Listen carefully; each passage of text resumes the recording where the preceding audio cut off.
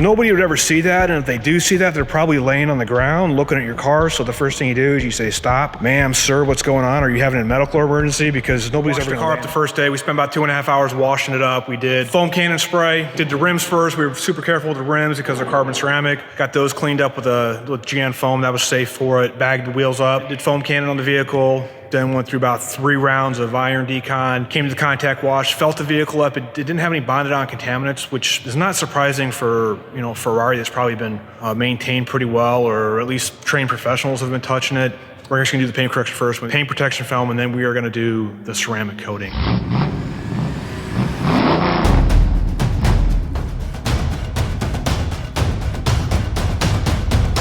Why are we doing paint correction before ceramic coating? Because when we put the ceramic coating on top, it's gonna lock in any swirls or any scratches. So you're looking at this vehicle going, wow, it's super shiny, it's super amazing. Scan grip inspection light.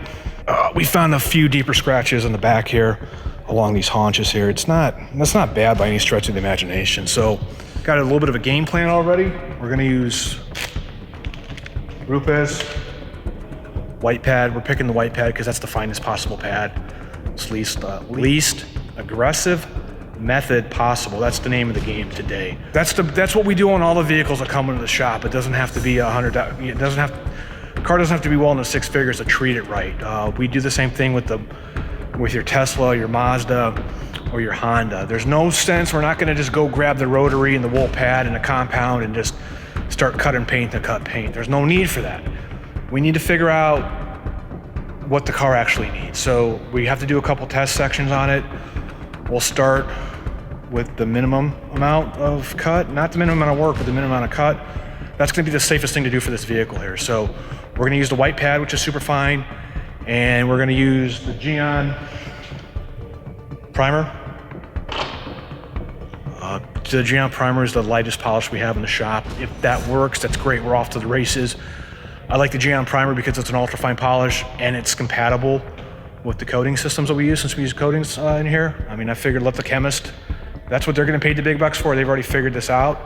So we'll do white pad GN, we'll do a small test section, we'll take it down, we'll get the scan grip light out. If it looks good, boom, we're off to the races. There's nothing finer we can do at this point in the shop.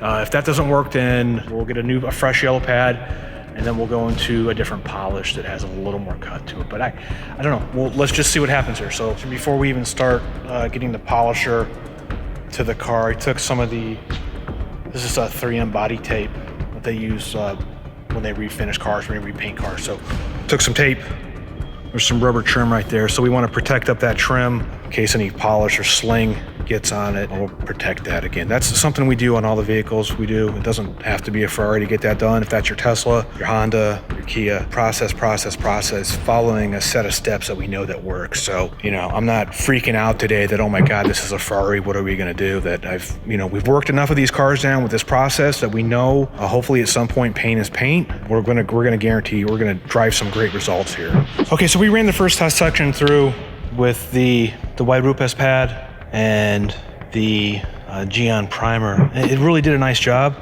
There's a couple faint scratches still in there. I'm gonna take it down. We're gonna change up. We're gonna try the yellow pad with the GN primer because I really like that finish, and we're gonna see what the results that gives us. There's still, I think they're light scratches, so we're gonna step up. We're gonna stay with the yellow pad. We're gonna put a fresh yellow pad on, and we're gonna try Sonex Perfect Finish next. Within the paint correction systems, the different color pads represent the thickness, not the thickness, the hardness, and that correlates to the hardness and the density of the foam, which correlates to the cutting power. So we used the finer cutting pads that has a little more cut to it. So now we're gonna step up the chemical, and we're gonna use Perfect Finished. Okay, so we're back. So we just tested out Sonex Perfect Finish. Brand new Rupes yellow pad on the machine. I went ahead and I did the test sections. I wiped it down with GN Prep. That gives us a ultimately true comparison as to what we're doing. The Sonex Perfect Finish took more more of those scratches out that the Geon primer wouldn't get, and that's to be expected. Geon, the primer isn't advertised or sold as a, it's advertised and sold as a really fine polish. So fine polish means it's not going to get that.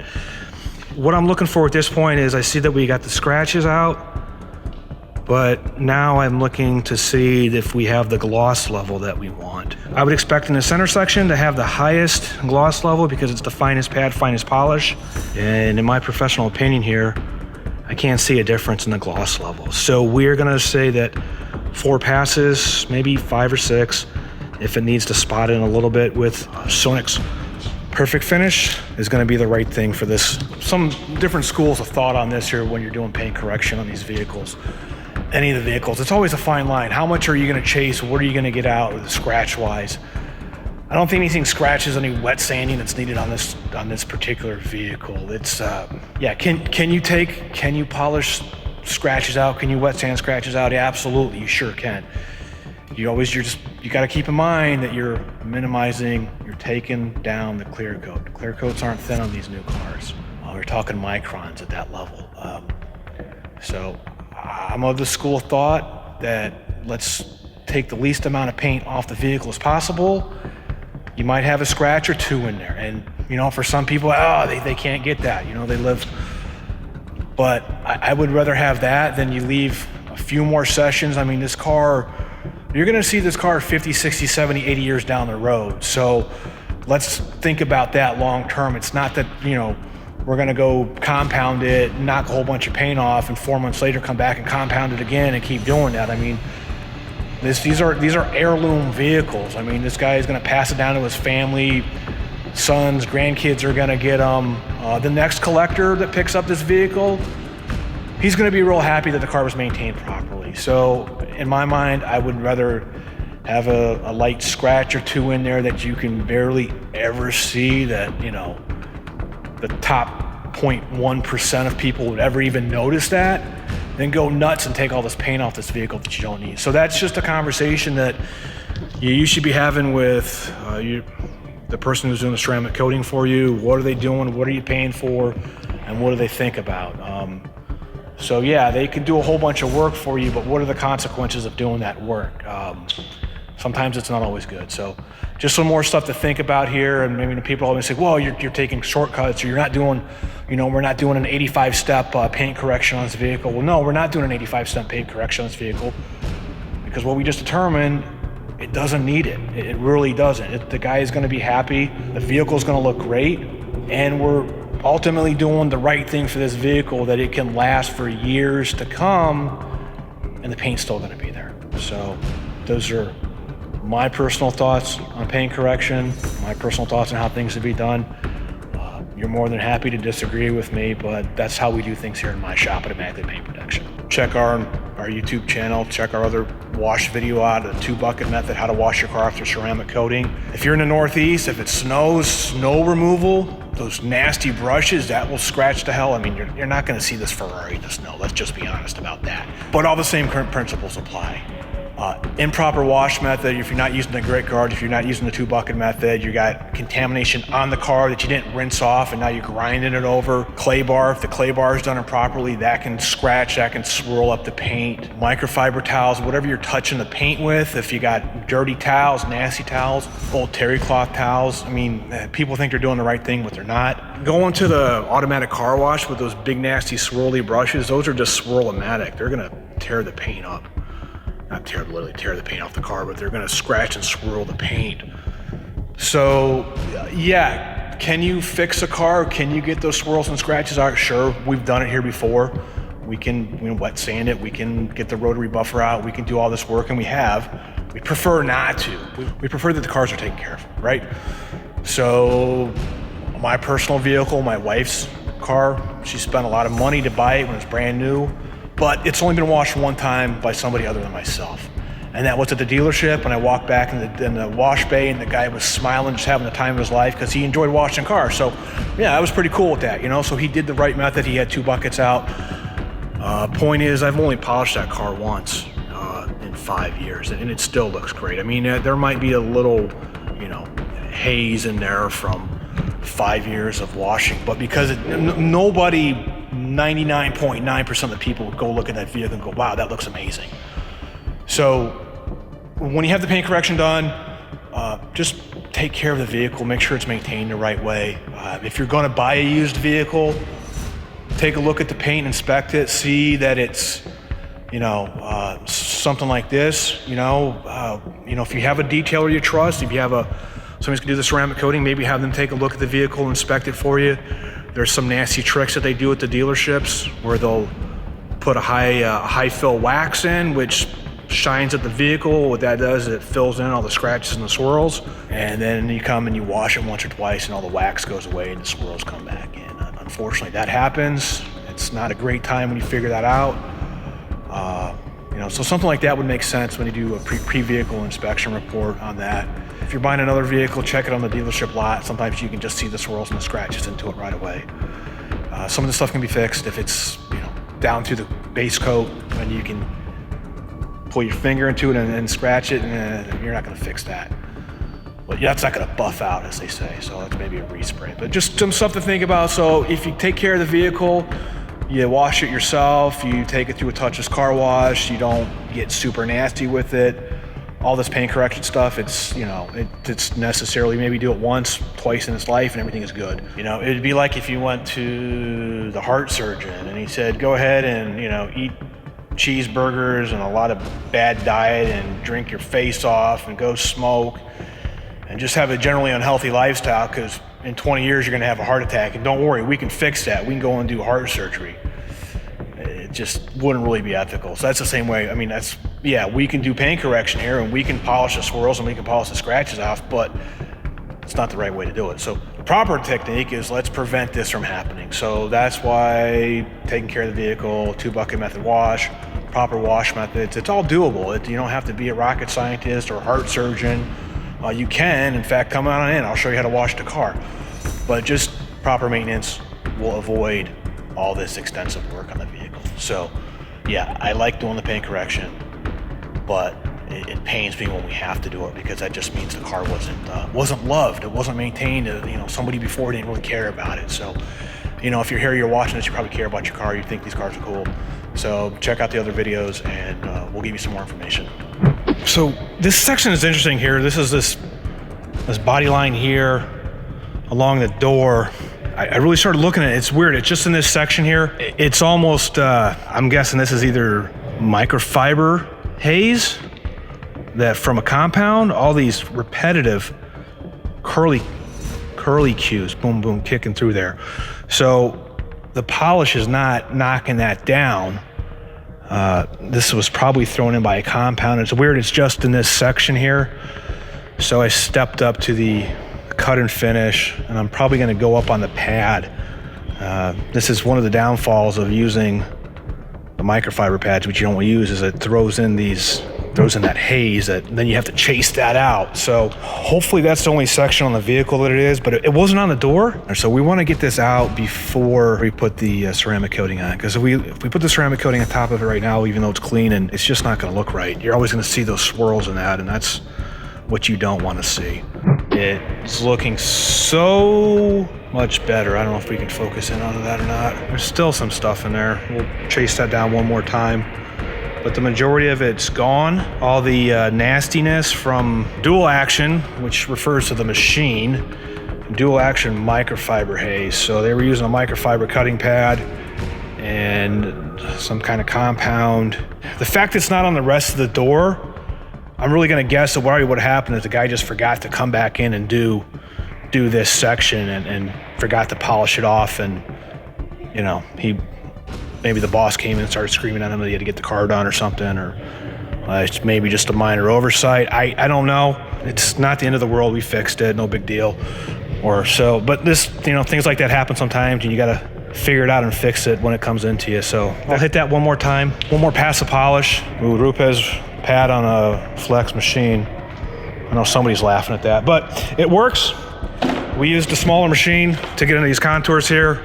I was worried about cutting down and along this body line. It's polished. I know it's gonna be safe, but again, want to minimize time. time and heat and friction along these body lines here. We're not thinking about ourselves on this job. We're thinking about, you know, the next guy in 50, 60, 70 years down the road when this car is that family heirloom showpiece someplace. It's still gonna be looking great and you're not gonna see burnt lines on it. So that's what we were doing there. One more pass with that. We'll finish up top door sections. Then I'll lay on my side and not fall asleep, and we'll catch underneath the door there with the Flex cordless. So that's the machine we're using right now. Welcome back. So it's actually the third day now.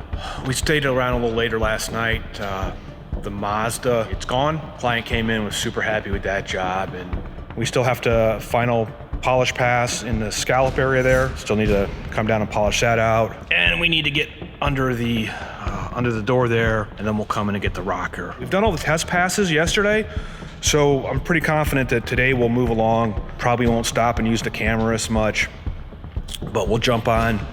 Really, the main course of action today is the Miele yellow Rupus pad and Sonic's perfect finish. I went ahead again. I double checked the vehicle. I didn't see any additional. More I think about it, I'm really almost 99% certain that was microfiber haze from a DA machine. So I'm not seeing it on the rest of the vehicle. So I'm thinking whoever got to this car just simply forgot to hit that. We're gonna jump ahead. We're gonna get into it. We're gonna do the door. We're gonna do the roof. We'll double check the roof on this. Being that it's black and a solid color, that's just buffer dust. We'll see if we can get that out with the Geon primer. Being that it's a straight, solid color black, that's a little trickier. So we'll get into that, or we'll come through here and we'll tape off these vents before we get up on top of here. That's direct access to the engine bay, and we'll get to it. All right. I went ahead and I taped off, put some tape along this body line, this ridge here. The ridges are always areas that's where you're gonna burn through the paint first. I'm fairly confident that we're not gonna do anything bad, you know, at this point, and I'm doing all I can to stay off these body lines here. We're just throwing some tape along here. This isn't for the 50-50 shot. I don't like doing 50-50 shots. We're just gonna protect that edge now. I'm gonna come in with the 3-inch machine because I got a little more control over it, and use a different product. I don't know if you can see that haze right through there. It's good on this side, but because I got to get right to there. So we need to be careful along the body line is what I'm trying to say. So a little extra time, just stopping and doing things right. So this is a little bit out of order here. It's like polished underneath. This door dives in and reverses back underneath, so it's almost, everything comes up. In the wash process, I couldn't feel any bonded on contaminants, but as I polished it down, there's some spots or some staining in the paint that didn't polish out. So spot treated it with Geon tar, was still there. Spent probably the last 20 minutes. I went back, I got the clay bar, got the clay lube, and luckily it's coming off with the clay bar, so I'm gonna have to clay this down. I got some just distilled water here in a spray bottle. I'll spray that off. We'll wipe it down, repolish it again. Things are typically symmetrical, so I'll jump over to the other side. I'll clay bar that down. We're gonna put PPF on the carbon fiber, and I believe the PPF for the rocker panels runs up into this area. So I wanna get the stains out now. I don't wanna put PPF over the stains if they can come out. Again, probably an honest mistake on my part during the oversight during the wash process. I mean, it's not going to get to the customer, but you know, next time I need to get the light out and inspect underneath and see what it is. Should have taken care of this during the wash process, but it's not the end of the world. We're fixing it now, and we'll move on. So there's a piece for the carbon fiber. It's going to get PPF on it, and then the other piece rolls up, comes down in here under the door, up into here. So you can see we got all this clean down through here. We're gonna have to jump over on the other side. There's just some spots.